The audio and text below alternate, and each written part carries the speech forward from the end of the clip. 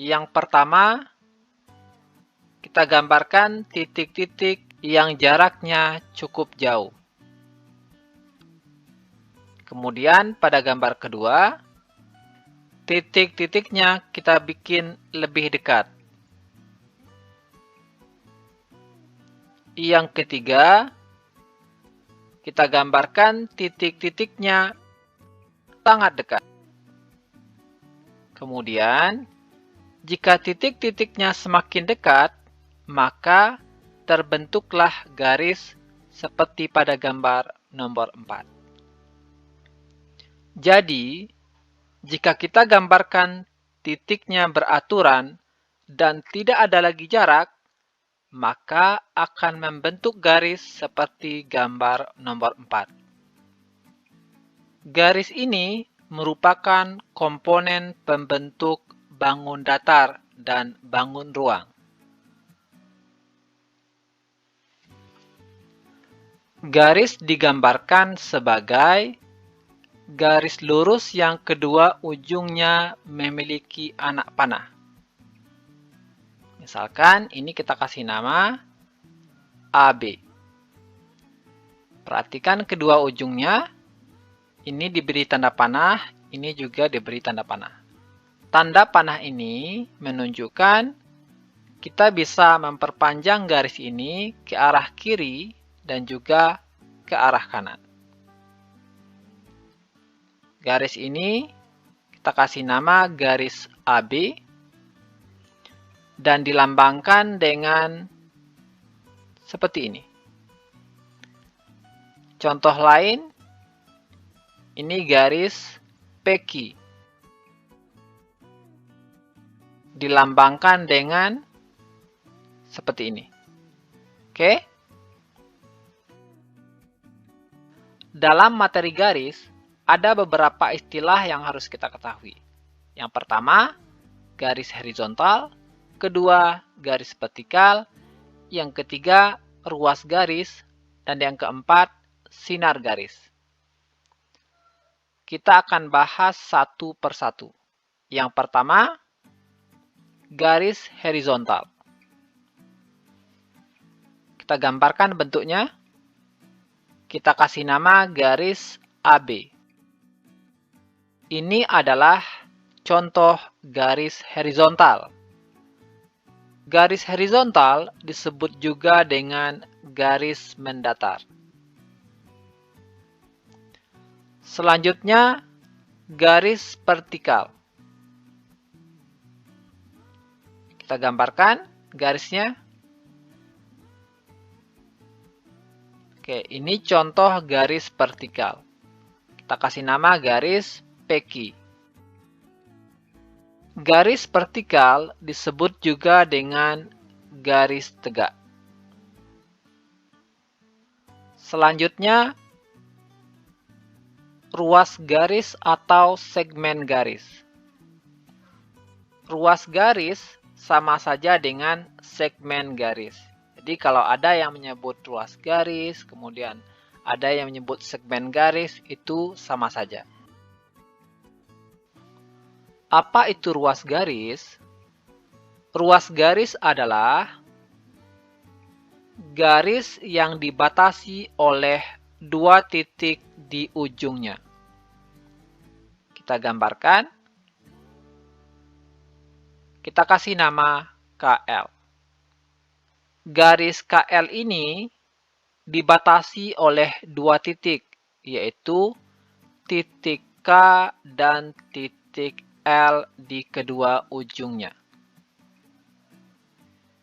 Ini disebut ruas garis KL. Dilambangkan dengan seperti ini. KL di atasnya ada tanda ruas garis. Selanjutnya, sinar garis. Apa itu sinar garis? Sinar garis adalah garis yang berpangkal di suatu titik dan ujung lainnya dapat diperpanjang ke suatu arah tak hingga. Sekarang kita gambarkan. Ini adalah sinar garis EF. Dilambangkan dengan EF, di atas ada gambar sinar garis. Nah, perhatikan definisinya kembali. Di sini, sinar garis didefinisikan sebagai garis yang berpangkal di suatu titik dan ujung lainnya dapat diperpanjang ke suatu arah tak hingga. Yang pertama, garis yang berpangkal di suatu titik. Titik yang dimaksud adalah titik E. Selanjutnya, ujung lainnya dapat diperpanjang ke suatu arah tak hingga. Yang dapat diperpanjang yaitu yang F. Diberi tanda panah ini menunjukkan dia bisa diperpanjang ke suatu arah tak hingga. Arahnya di sini yaitu arah ke kanan. Oke? Sekarang kita coba berlatih. Manakah yang merupakan garis, ruas garis, dan sinar garis dari gambar-gambar berikut? Yang pertama,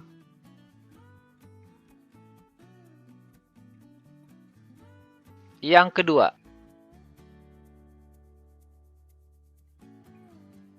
yang ketiga,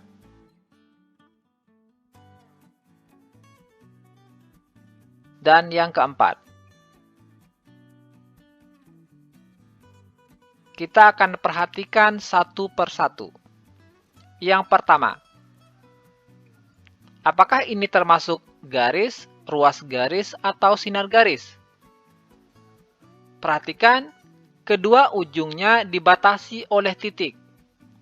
Yang ini dibatasi oleh titik K, dan yang ini dibatasi oleh titik L. Karena garis ini dibatasi oleh dua titik di ujungnya, maka ini disebut dengan ruas garis atau segmen garis. Yang kedua, salah satu ujungnya dibatasi oleh titik. Sementara ujung lainnya diberi tanda panah yang menunjukkan dia dapat diperpanjang tak hingga. Sesuai dengan definisi yang tadi, maka ini termasuk sinar garis. Yang ketiga, salah satu ujungnya dibatasi oleh titik. Sementara ujung yang lainnya tanda panah yang menunjukkan dia masih bisa diperpanjang tak hingga. Sesuai dengan definisi yang tadi, berarti ini adalah sinar garis. Yang keempat, kedua ujungnya diberi tanda panah pada P dan Q. Ini menunjukkan dia bisa diperpanjang dari P ke arah kiri atas, kemudian pada Q ke arah kanan bawah. Sesuai dengan definisi yang tadi, yang nomor 4 ini adalah garis atau garis lurus. Oke, selanjutnya kita akan membahas